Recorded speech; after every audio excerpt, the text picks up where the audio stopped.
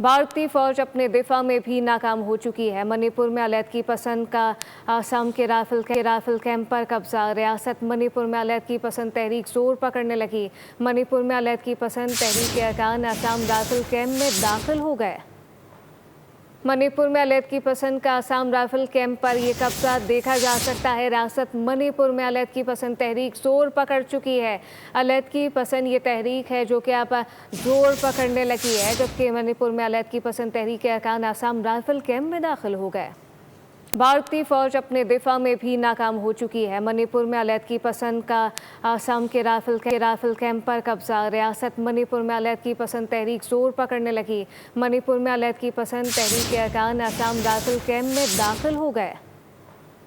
मणिपुर में अवैध की पसंद का असम राइफल कैंप पर यह कब्जा देखा जा सकता है। रियासत मणिपुर में अवैध की पसंद तहरीक जोर पकड़ चुकी है। अवैध की पसंद ये तहरीक है जो कि अब जोर पकड़ने लगी है, जबकि मणिपुर में अवैध की पसंद तहरीक के अरकान असम राइफल कैंप में दाखिल हो गए।